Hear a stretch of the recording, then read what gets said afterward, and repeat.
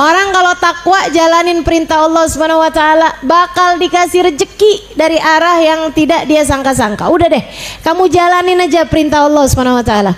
Makanya saya sering bilang, kalau ada orang rumah tangga, "Ustazah, rezeki saya sulit mulu Ustazah, seret mulu nih rezeki saya." Coba ngaca, saya bilang, coba liatin diri kamu, introspeksi diri. Perintah Allah yang mana yang belum kamu jalanin? Perintah Allah yang mana yang belum kamu jalanin? Larangan Allah yang mana yang masih kamu kerjain? Hati-hati kalau pikiranmu masih suka memikirkan laki-laki lain yang bukan mahrammu itu. Saya kasih tahu aja, ibu-ibu sekalian, itu maksiatnya pikiran. Dan kalau urusannya pikiranmu masih bermaksiat, jangan salahkan siapa-siapa kalau rezekimu seret. Kenapa gitu? Karena yang dijanjikan rezekinya itu bakalan gampang adalah orang-orang yang bertakwa. Siapa yang bertakwa? Yang jalanin perintah Allah, yang tinggalin larangan Allah. Takwa aja udah, takwa aja. Kamu jadi istri yang benar. Masalahnya suami saya nggak benar Ustazah. Ya nggak ada urusan sama suami kamu. Orang rezeki itu masing-masing kok Bu, belum tentu rezekinya istri dari suami.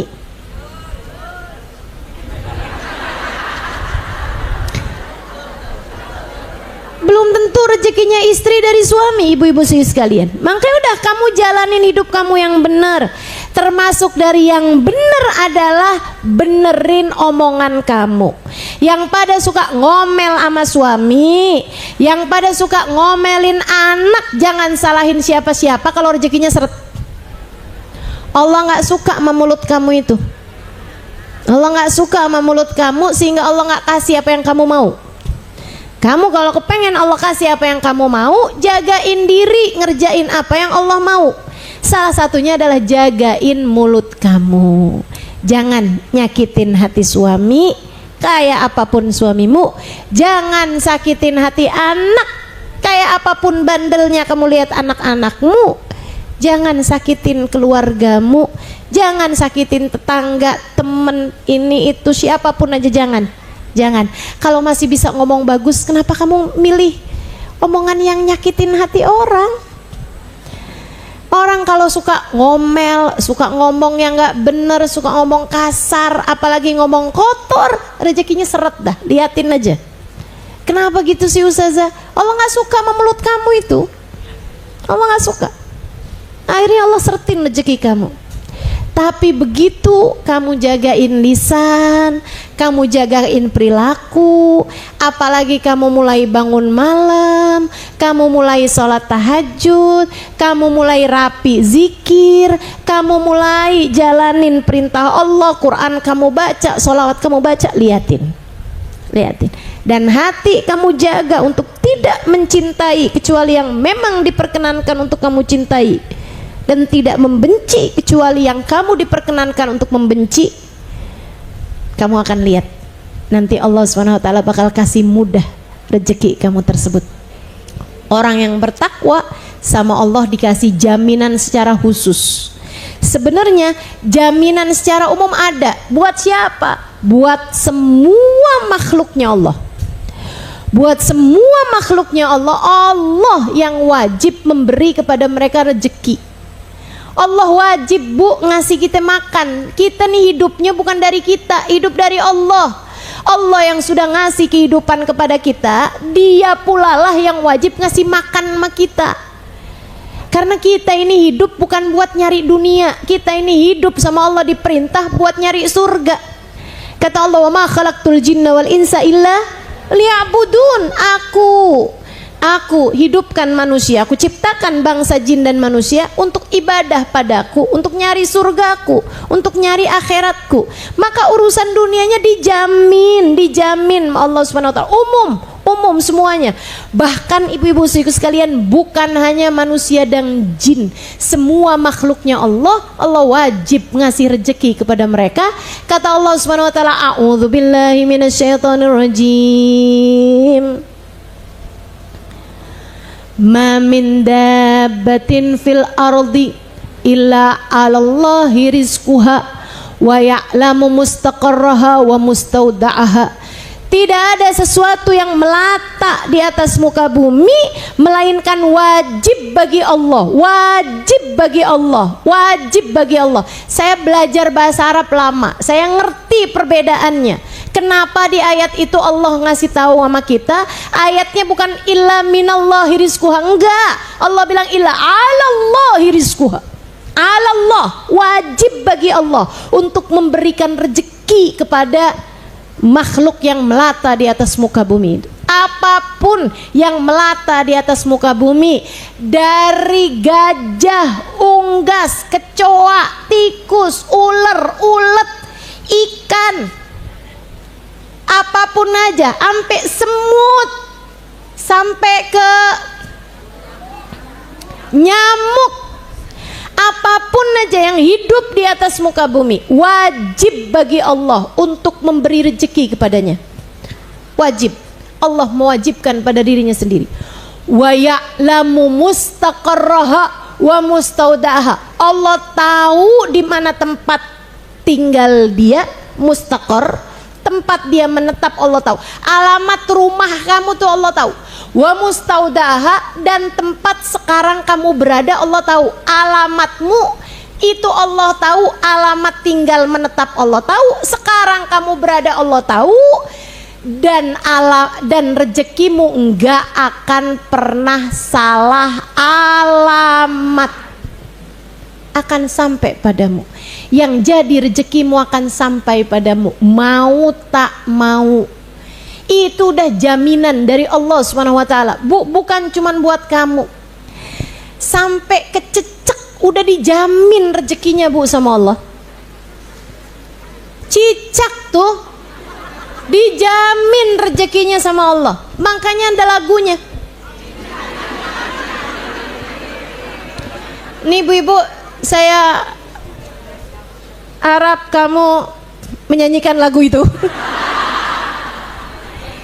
Itu Bu, lagu lagi ngajarin tentang urusan rezeki. Jadi itu lagu sangat tasawuf, sangat religi. Ayo coba saya minta kamu buat nyanyiin. Serius saya, serius. Cicak, diam, datang Seekor nyamuk lalu ditangkap.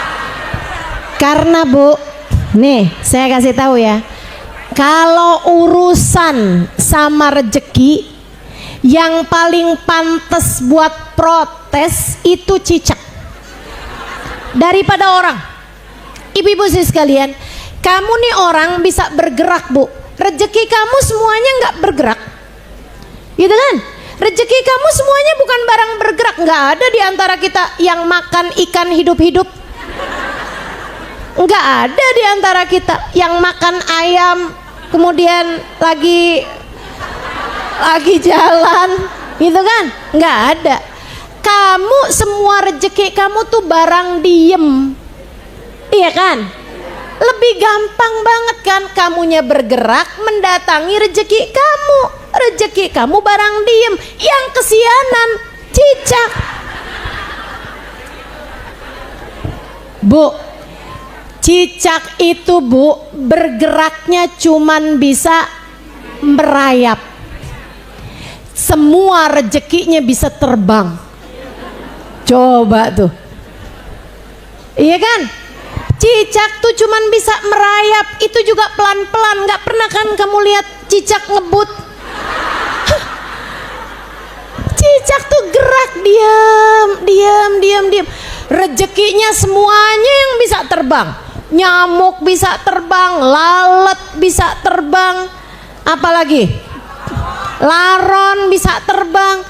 Cicak nggak punya sayap sedikit pun juga. Kalau ada yang mau protes sama Allah urusan rezeki, cicak dong ya Rob. Apa nggak salah desain ini ya Allah? Rezeki saya semuanya pada bisa terbang, saya sayap sedikit pun nggak punya. Mana jalan saya nggak bisa ngebut ya Allah. Tapi survei membuktikan Cicak, cicak, diam-diam datang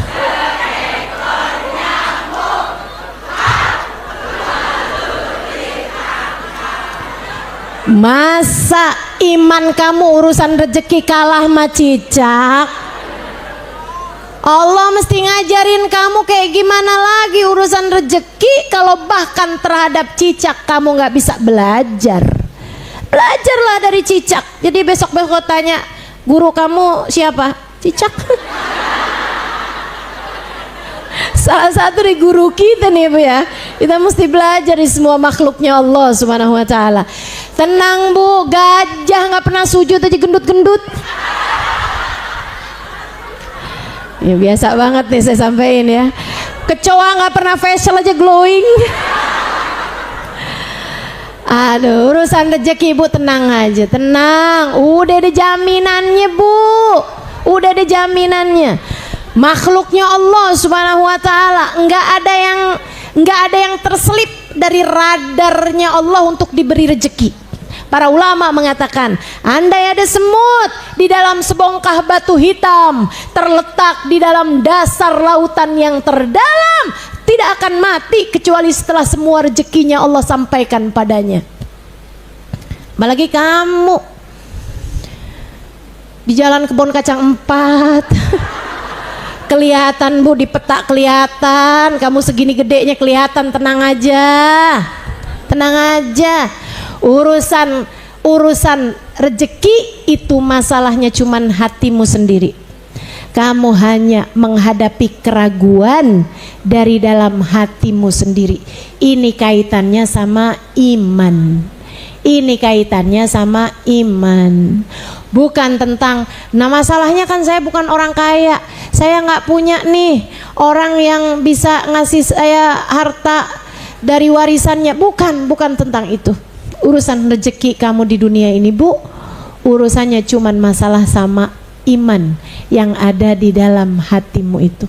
Karena bahkan orang kaya sekalipun Bu, terkadang hatinya tetap kelimpungan, hatinya tetap berantakan urusan rezeki. Wah, ini kalau perusahaan saya bangkrut, bagaimana cara saya buat makan? Dia lupa sama lagu cicak-cicak di dinding. Udah bismillah, urusan rezeki ya Bu ya, datangnya dari Allah. Tapi saya kepengen Ustazah, rezeki saya itu saya dapat dengan jalan yang mudah, dengan jalan yang saya nggak harus sampai minta-minta, sampai mohon-mohon sama orang. Ustazah, rezeki saya tuh pengen ngalir aja gitu Ustazah, gimana caranya? Oh, saya kasih tahu, ada jaminan khusus. Lebih daripada semua makhluk, ada jaminan khusus buat orang-orang ini. Siapa mereka? Man yattaqillaha yaj'al lahu makhraja wa yarzuqhu min haitsu la yahtasib. Kamu pengen dapat jaminan khusus? Jadilah hamba Allah yang bertakwa, laksanakan perintah Allah, tinggalkan dosa-dosa. Ada jaminan khusus buat orang yang bertakwa. Allah bakal kasih kepadamu rezeki dari arah yang tidak kamu sangka-sangka. Itu takwa. Jangan suka nyakitin orang. Takwa, jangan pernah ninggalin kewajiban. Takwa, jangan ngomong kotor, jangan ngomong kasar, jangan suka ngomongin orang. Takwa, bangunlah lebih awal di waktu sepertiga malam. Takwa, coba rapiin zikirmu. Takwa, coba banyakin sholawatmu. Takwa, coba jagain anggota tubuhmu jauh dari perbuatan-perbuatan dosa. Ketika kamu bertakwa, kamu akan lihat rezeki kamu bakal Allah beri dari arah yang bahkan tidak kamu sangka-sangka. Begitu. Nggak pakai acara minta, nggak pakai acara mohon-mohon sama orang, nggak pakai acara urusan-urusan dunia kamu sampai kamu harus nangis-nangis gitu, nggak perlu. Orang yang bertakwa ada jaminan secara khusus dari Allah Subhanahu wa taala. Percayalah ucapan saya, karena saya tidak berbicara dari hawa nafsu, saya hanya menyampaikan padamu wahyunya Allah Subhanahu wa taala yang disampaikan lewat baginda Nabi besar Muhammad. Di atas orang yang takwa ada lagi jaminan, yaitu orang-orang yang menyibukkan dirinya menuntut ilmu agama. Para santri, makanya itu tadi, santri ada privilege-nya teman-teman. Ada jaminannya secara khusus dari Allah Subhanahu wa taala. Orang yang mencari rezeki, Allah Subhanahu wa taala kafil. Allah Subhanahu wa taala secara langsung, secara khusus menjadi yang menjaminkan rezeki bagi mereka. Yang menjanjikan rezeki bagi mereka. Saya ingat banget ucapannya Kiai Haji Maimun Zubair, guru saya. Waktu saya mondok di Sarang, Rembang, Jawa Tengah. Ibu-ibu sekalian, ada masanya ketika lagi krisis moneter. Itu kan emang jadi agak susah tuh ya, urusan keuangan waktu itu. Tahun 98, Bu, dimulai dari setahun sebelumnya dah. Mulai 97 dolar yang asalnya 2.500 apa ya, langsung naik jadi 15.000. Waduh, itu gila-gilaan banget sih itu. Udah tuh perekonomian benar-benar sulit negeri kita waktu itu. Sampai santri-santri juga banyak yang agak kesulitan, Bu. Orang-orang tuanya pada agak berat lah gitu, memberikan kiriman-kiriman apa segala macem. Satu hari Mbah Mun lagi ngasih kayak, kalau nggak salah akhir tahun atau apa gitu, tapi lagi ngasih kajian, lagi ngasih ceramah kepada wali-wali santri. Saya nggak inget ininya, Bu ya, saya nggak inget dalam rangkanya, tapi saya inget ucapannya. Emang santri yang bener tuh kayak gitu, Bu, dilupa dalam rangkanya apa gitu kan, tapi yang diinget tuh ucapan gurunya itu gitu, karena yang manfaatkan memang ucapannya kan gitu, ilmunya. Ibu jangan kalau inget saya inget tuh waktu Ustazah Halimah pakai kerudung. Pengajian yang lalu kajiannya apa? Saya lupa kajiannya apa, tapi saya inget kerudungan yang Ustazah pakai.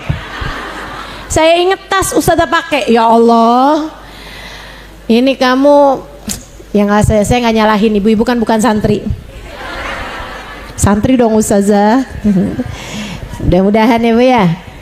Ibu-ibu sekalian, saya ingat Mbah Mun waktu itu Kiai Haji Maimun Zubair ngasih keterangan semacam ini.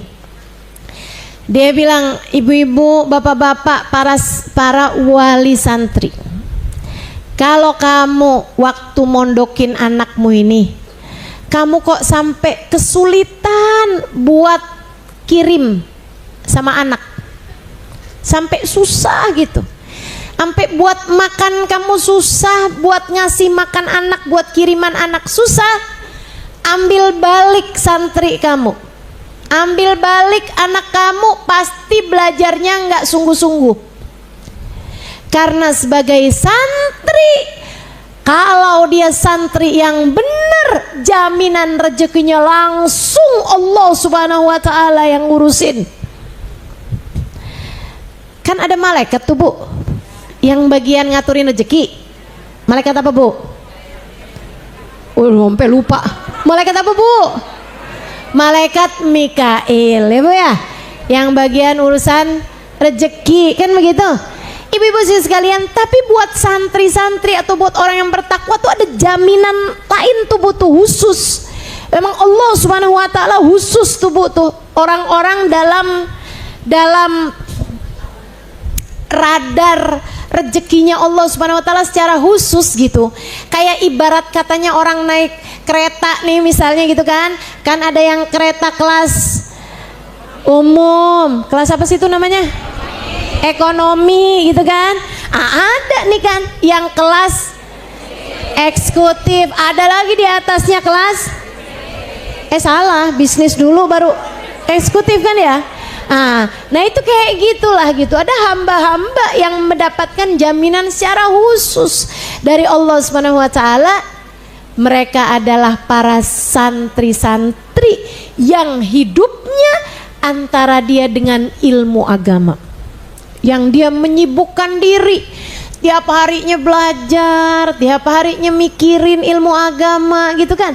Makanya saya nggak pernah mau keluar dari status santri nih, karena ada privilege-nya Bu, jaminan rezeki dari Allah Subhanahu wa taala lebih daripada orang-orang yang bertakwa, yang mana orang yang bertakwa ini lebih daripada semua makhluknya Allah Subhanahu wa taala. Jadi kamu kalau urusan rezeki dan nggak usah mikir mau dapat utangan dari siapa, mau dapat rezeki hari ini dari siapa, nggak usah kamu mikirin susah-susah urusan rezeki.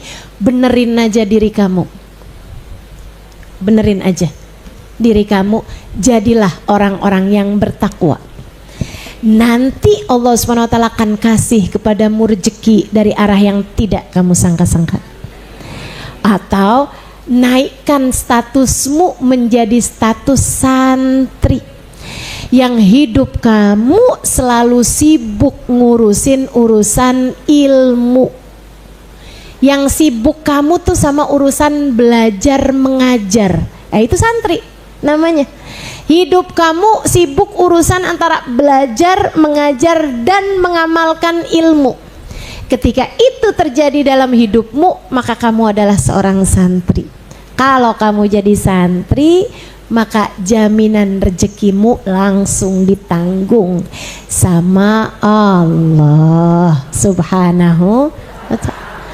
Sampai Mbah Mun bilangnya begitu tuh, kalau udah rezeki kamu susah, ambil balik, pasti dia nggak bener jadi santrinya. Nggak bener nih, santrinya nih males belajar, males ngafal, males ibadah. Santrinya bangsa yang model tidur melulu, santrinya bangsa yang model makan melulu gitu kan. Ini yang model kayak beginian nih nggak pantas jadi santri. Walaupun terdaftar di pondok pesantren, tapi rupanya tidak terdaftar dalam kategorinya Allah Subhanahu wa taala sebagai santri. Nggak ada nih namanya jadi santri. Kenapa gitu? Makan melulu, tidur melulu. Ayo belajar, insya Allah. Itu urusan rezeki, nggak usah mikirin buat hutang ya Bu ya. Kalau kamu sekali lagi harus berhutang, maka kasihlah barang jaminan agar ketika kamu meninggal dunia, kamu tidak meninggal dunia dengan membawa hutang. Terakhir saya harus sampaikan padamu bahwa baginda kita Nabi besar Muhammad sallallahu alaihi wasallam ketika meninggal dunia, Bu, beliau meninggal dunia hutangnya udah lunas. Semasa beliau sampai dengan akhir hidupnya itu beliau berhutang untuk urusan itu tadi yang saya sampaikan. Kadang-kadang masolihul muslimin, kadang-kadang urusan darurat makan. Untuk urusan darurat Nabi Muhammad SAW berhutang. Ini kayaknya saya kalau ngelihat, Ustazah kok sampai ya Nabi Muhammad sampai berhutang loh Ustazah buat urusan makan. Apa Ustazah hikmahnya ya Ustazah? Dunia akhirat ini punyanya Allah. Nabi Muhammad ini makhluk tercintanya Allah, kok sampai harus berhutang gitu untuk urusan rezeki? Kenapa ya Ustazah? Apa hikmahnya Ustazah? Kalau kamu nanya kayak begini nih, pertanyaan bagus nih yang belum pernah ditanyain orang. Saya sendiri nih yang mikir kayaknya. Apa hikmahnya gitu? Itu saya pikirin teman-teman saya sekalian. Hikmahnya apa? Wallahu a'lam, tapi saya rasa salah satunya adalah Allah Subhanahu wa taala senang menjadikan Nabi Muhammad sebagai perwakilan umatnya, dan yang sering Allah Subhanahu wa taala wakilkan adalah kelas menengah ke bawah. Nabi Muhammad mewakili kita, dan yang sering diwakilkan oleh Nabi Muhammad adalah kalangan menengah ke bawah, Kamu kalau sampai buat makanmu aja sampai harus berhutang, jangan sedih. Nabimu Muhammad aku jadikan perwakilan untukmu itu. Biar gede hati umat Islam yang miskin-miskin, biar gede hati. Allah pengen umatnya nih, hamba-hambanya Nabi Muhammad kepengen umatnya, hamba-hamba Allah subhanahu wa ta'ala, hatinya biar gede. Jangan kamu jadikan urusan duniawi sebagai patokan nilaimu di hadapan Allah. Jangan sedih kalau kamu dijadikan sampai harus berada dalam kondisi semacam itu. Bahkan Nabi Muhammad pun seperti itu. Ibu-ibu sekalian, Nabi ketika sebelum meninggal dunianya, maksudnya beberapa waktu sebelum meninggal dunia, Nabi punya hutang sama orang Yahudi. Ketika beliau meninggal dunia, nih harus saya luruskan biar kamu paham. Ketika Nabi Muhammad meninggal dunia, Nabi nggak punya hutang. Nabi sudah tidak punya hutang. Hutangnya sudah beliau lunasi.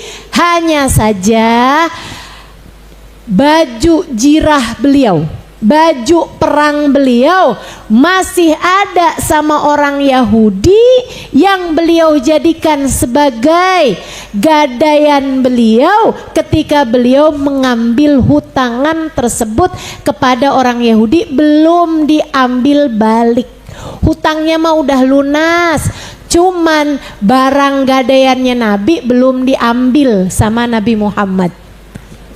Jelas? Jangan kau bilang, masa sih Ustazah nggak boleh kita punya hutang ketika meninggal dunia? Nabi Muhammad aja masih punya hutang. Enggak, Nabi Muhammad udah nggak punya hutang, tapi barang gadaian beliau itu masih ada sama si orang Yahudi.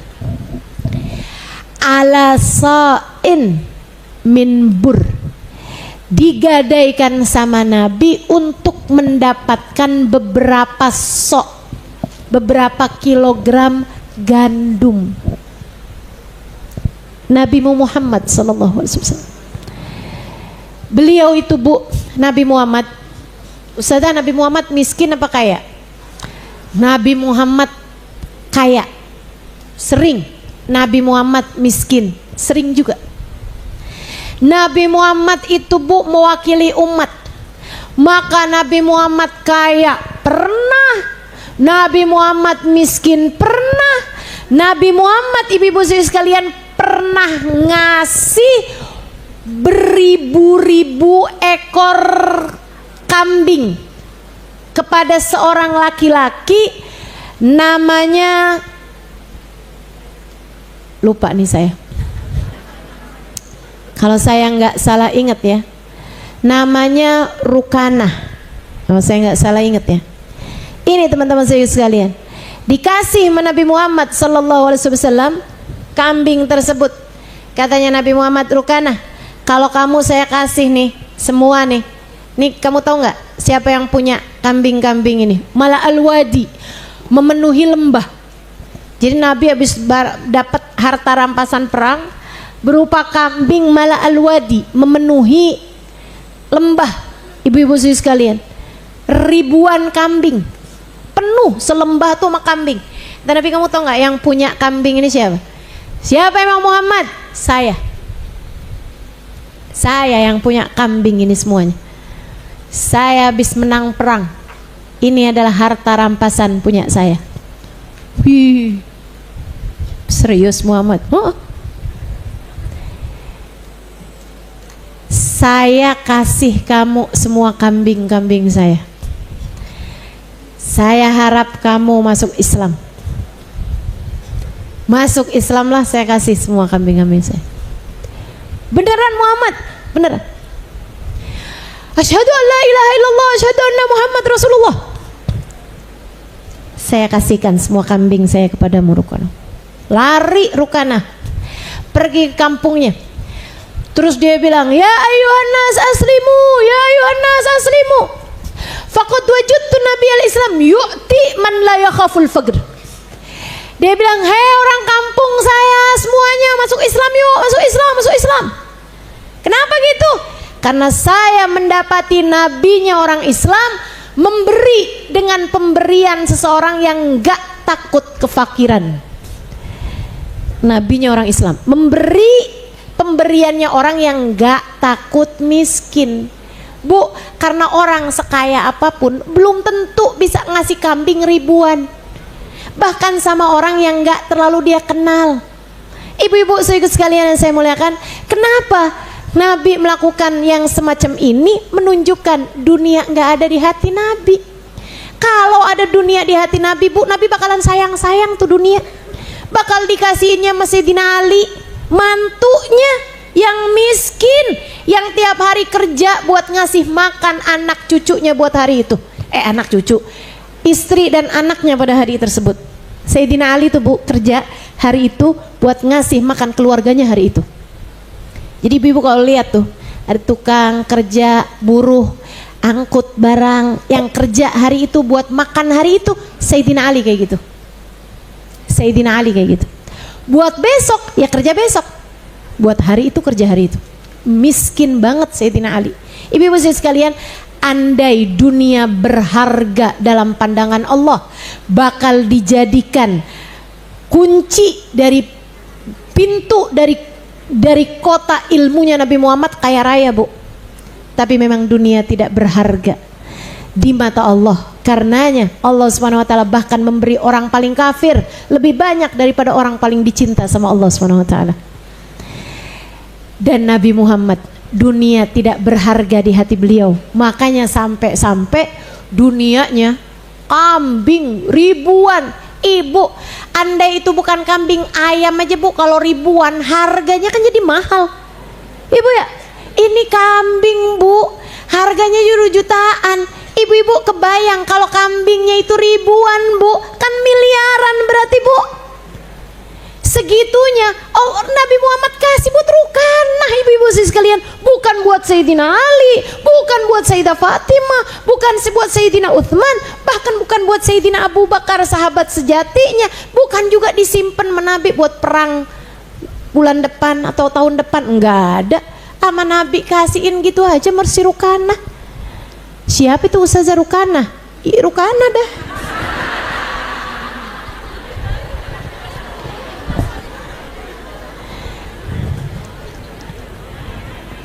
Seorang jawara, ibu ya, kuat badannya, kakinya tuh, Bu, sampai kayak, saya ngapain cerita Rukanah dah, saya lagi cerita urusan utang nih, udah dah, kapan-kapan aja cerita Rukanahnya. Nanggung katanya. Ya itu, Bu, Nabi satu hari ketemu sama dia, nggak pernah bisa jatuh ke tanah. Nabi satu waktu lagi jalan ketemu sama dia gitu kan, Rukanah, Muhammad, jawara, Bu, badannya gede, gladiator. Kata Nabi Rukanah, kalau misalnya saya bikin kamu jatuh nih ke tanah, kira-kira kamu masuk Islam nggak? Masuk Islam lah saya. Tapi nggak mungkin, Muhammad. Kalau gitu siap-siap deh ya, siap-siap. Kata Nabi, siap-siap, saya akan memukulmu untuk membuatmu jatuh ke tanah. Ya, pukul dah. Bu, di badannya nih, Bu, kayak raksasa si Rukanah, gede, tinggi, kuat banget. Udah, akhirnya sama Nabi, udah siap Rukanah? Iya, pukul aja dah, pukul. Nabi deketin, Bismillahirrahmanirrahim, buk, jatuh. Kita Rukanah, tunggu nih Muhammad, kayak ada yang aneh. Ulang. Tadi saya belum siap-siap, ulang.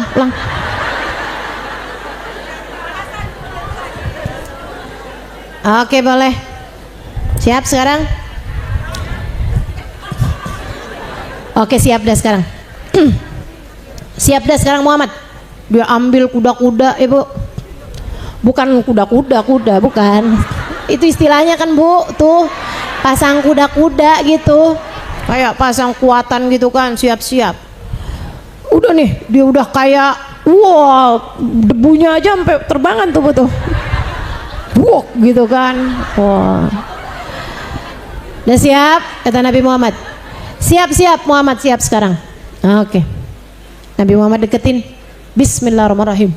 Jatuh lagi. Kayak aneh Muhammad. Diri lagi nih dia nih. Diri lagi. Terus habis itu dia bilang, ketiga dah Muhammad, ketiga.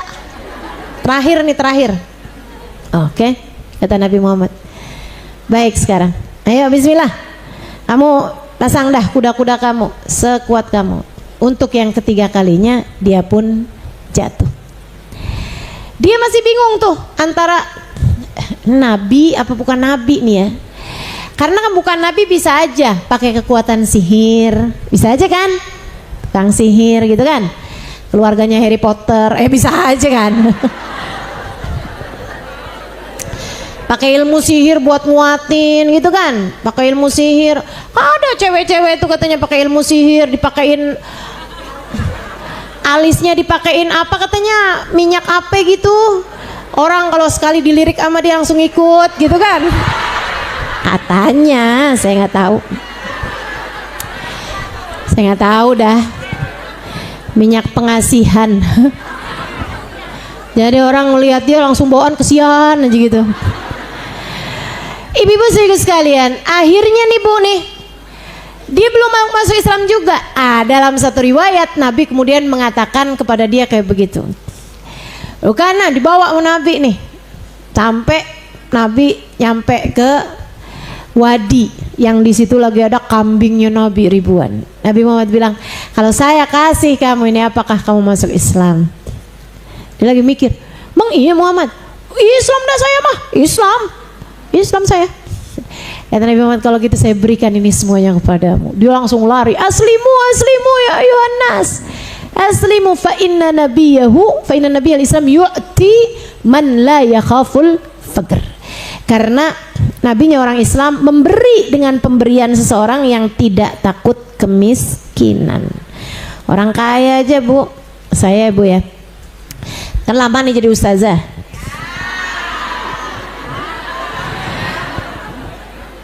Saya jadi ngerti Bu, ternyata memberi kayak nyumbang gitu ya. Bahkan misalnya kayak ustazahnya lagi mau bikin maulid atau apa gitu.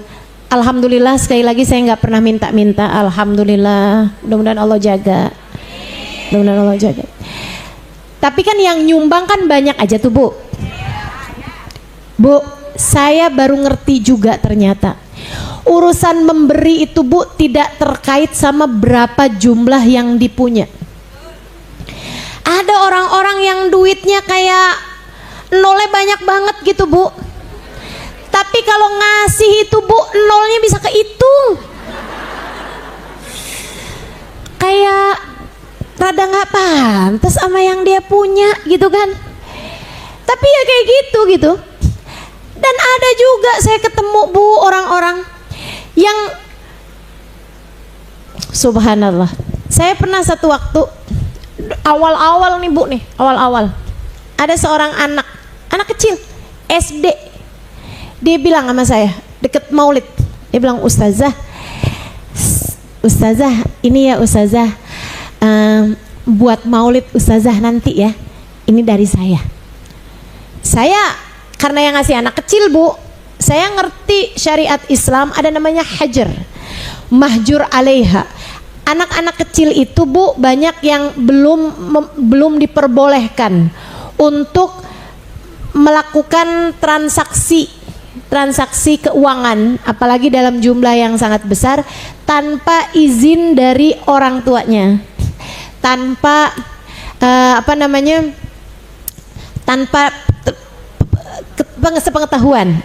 sepengetahuan dari orang tuanya. Dan karena saya kenal sama ibunya dia, jadi saya tanya gitu sama dia. Saya bilang, ini dari mamah kamu Nak?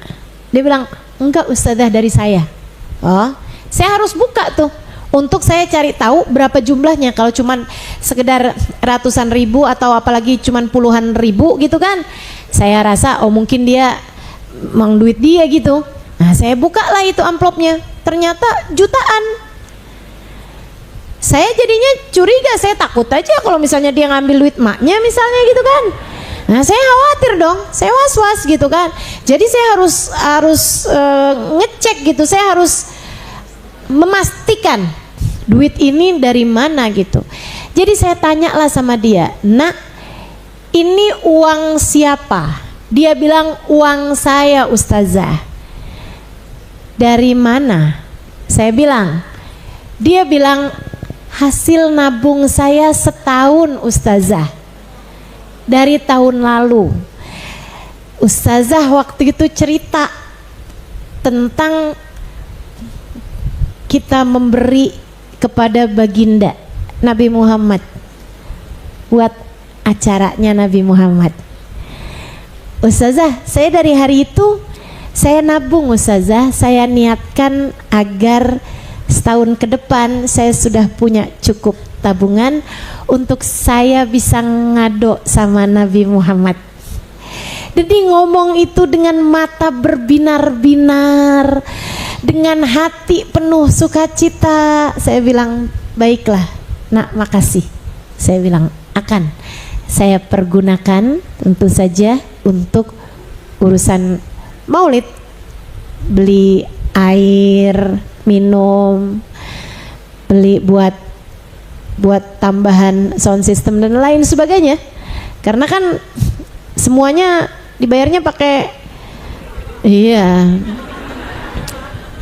Saya nggak bisa bilang, oh tempatnya saya bayar Fatihah ya 50 kali. Nggak bisa kan. Sound systemnya saya bayar pakai bacaan surat Fatihah tiap hari dah saya hadiahin buat kamu, kan nggak mungkin mau juga gitu. Jadi semuanya harus pakai uang gitu. Jadinya saya akan gunakan, saya bilang. Jadi ternyata urusan memberi itu bukan urusan tentang seberapa banyak orang punya, itu tentang keluasan hati dalam memberi. Keluasan hati di dalam memberi, termasuk ngasih orang tua, ngasih keluarga, ngasih teman, ngasih tetangga, ngasih orang susah, ya kan Bu? Ngasih gitu. Ngasih itu kaitannya tuh nggak tentang seberapa banyak orang punya. Ngasih itu urusannya tentang seberapa luas hati kamu dalam memberi, seberapa luas kasih sayang di dalam hati kamu, seberapa luas cinta yang ada di dalam hati kamu gitu. Teman-teman saudaraku sekalian yang saya muliakan, tuh baginda kita, yu'ti man la yakhaful faqr, memberi dengan pemberian yang gak takut miskin. Nabi itu sallallahu alaihi wasallam, beliau kaya pernah, beliau miskin pernah. Pernah bahkan ada seorang tamu yang minta dijamu untuk sekedar makan malam, cuman buat makan nih. Nabi memerintahkan Sayyidina Bilal untuk nanyain istri-istrinya lagi punya apa. Bu, 9 istrinya kala itu, 9 istrinya Nabi, semuanya 11, tapi meninggal dunia 2 sebelum meninggalnya Nabi Muhammad. Ketika Nabi Muhammad wafat, antis iniswatin wafatul Mustafa. Ketika Nabi Muhammad wafat, beliau ada 9 istri, ibu-ibu sekalian. Ini khususan buat baginda kita Nabi besar Muhammad sallallahu alaihi wasallam, yang hampir keseluruhan istrinya Bu adalah janda-janda susah yang memang dinikahi Nabi Muhammad sallallahu alaihi wasallam karena berbagai alasan, dan semuanya adalah perintah dari Allah Subhanahu wa taala untuk berbagai macam syariat. Ya, ada yang dinikahi untuk syariat bahwa nikah sama sepupu itu boleh, ada yang dinikahi sama Nabi Muhammad untuk syariat bahwa menikahi mantannya anak angkat itu boleh, ada yang dinikahi sama Nabi Muhammad untuk urusan diplomatik. Kalau dia dinikahi sama Nabi, bapaknya bakal masuk Islam, orang senegrinya bakalan masuk Islam karena dia adalah pemimpin sebuah negara, raja dalam sebuah negara yang sangat dihormati sama rakyatnya. Jadi ada banyak alasan-alasan Nabi untuk menikahi perempuan-perempuan tersebut, yang semuanya adalah perintah dari Allah Subhanahu wa taala. Kamu ketika membahas istrinya Nabi Muhammad sallallahu alaihi wasallam, kamu harus ingat firman Allah Subhanahu wa taala, "Wa ma yantiqu anil hawa in huwa illa wahyun yuha." Tidaklah Nabi Muhammad nutuk. Nutuk itu Bu, kayak saya ngomong enggak. Itu nutuk namanya. Tidaklah Nabi Muhammad bilang enggak, iya. Melainkan wahyu dari Allah Subhanahu wa taala. Nutuk tuh satu kalimat aja tuh dibilang yantik. Di bawahnya ya takalam. Enggak semua nutuk disebut ya takalam. Tapi semua ya takalam disebut nutuk, gitu ya. Jadi itu berbicara sekecil apapun itu bahasanya yantik. Tapi enggak semua obrolan enggak semua nutuk layak disebut obrolan. Namanya ngomong gitu, ngomong mah satu kalimat juga ngomong. Nabi Muhammad SAW kata Allah Subhanahu wa taala kan gini ya Bu ya. Dia nih ngomong, iya. Tapi kan nggak bisa dibilang dia tadi ngobrol. Orang cuma ngomong iya doang. Kan begitu? Paham maksud saya? Nabi Muhammad itu Allah Subhanahu wa taala bilang saat dia ngomong walaupun satu kata tidak akan pernah dari hawa nafsunya. Semua yang dilakukan sama Nabi bahkan yantik sekalipun wahyun yuha adalah wahyu dari Allah Subhanahu wa taala. Orang yang sekedar ngomong enggak, iya, itu, ini, segitunya aja enggak dari hawa nafsu, semuanya wahyu dari Allah Subhanahu wa taala, apalagi nikah. Ibu-ibu saya sekalian, kamu kan ringan kalau buat sekedar ngomong Bu, tapi kalau buat nikah kan urusan gede, betul? Nah, Allah Subhanahu wa taala bilang Nabi Muhammad tuh jangankan nikah, bahkan sekedar ngomong aja, ngomong iya, enggak, itu, ini, itu adalah wahyu dari Allah Subhanahu wa taala. Maka hati-hati. Nabi Muhammad istrinya banyak, betul. Tapi kamu harus hati-hati kalau ngomongin istrinya Nabi Muhammad SAW. Jangan sampai kamu sampai menurunkan derajatnya Nabi karena urusan-urusan yang semacam ini. Nggak bisa disamain. Dibilangin, oh poligami sunnah, nikah banyak sunnah, Nabi Muhammad melakukannya. Hati-hati, hati-hati. Sebab yang sunnah itu nikahnya. Amat ta'addud, adapun bilangannya berapa itu urusan yang lain lagi Bu. Jelas? Jelas? Saya nggak suka tuh orang kalau membahasain urusan-urusan kayak beginian sunnah, tapi giliran urusan yang lain yang nggak ada, yang berat hawa nafsu buat ngerjain, nggak jadi bahasa sunnah. Ibu-ibu, saya paling kesel banget kalau ada orang bilang malam Jumat nih sunnah. Saya Bu ketika awal kali dengar malam Jumat nih sunnah, baca kahfi. Bukan ustazah, kan ustazah ada suami, ustazah sunnah. Apaan sih maksudnya? Pakai baju putih. Apa gitu kan? Ya ampun Bu, masa urusan kayak begituan kamu bahasakan sunnah sementara baca kahfi dan lain-lain bukan sunnah. Nah, ini aneh ya, hati-hati sama urusan-urusan yang dari hawa nafsu, jangan sampai dibahasakan sebagai sunnah. Bu, Nabi Muhammad nyuruh Sayyidina Bilal, liatin istri-istri saya lagi pada punya apa. Ibu-ibu sekalian, 9 rumahnya Nabi enggak punya apa-apa di rumah mereka selain air putih saja. Itu sunnah loh, itu sunnah yang sampai sekarang saya tidak pernah berhasil melakukannya. Saya nggak pernah di dapur saya cuman ada air putih doang tuh, nggak pernah. Kulkas saya nggak ada ceritanya Bu, cuman punya air putih doang, nggak pernah, kecuali pas lagi dibersihin. Ini loh Bu sunnah Nabi. Jadi kalau dibilangin hidup miskin sunnah itu iya, sebagaimana kaya juga sunnah itu iya juga. Tapi ketika kaya, Nabi Muhammad begitu dermawan. Ya nggak salah sih, Nabi mah bahkan saat miskin aja dermawan, apalagi saat beliau sedang punya. Subhanallah, subhanallah.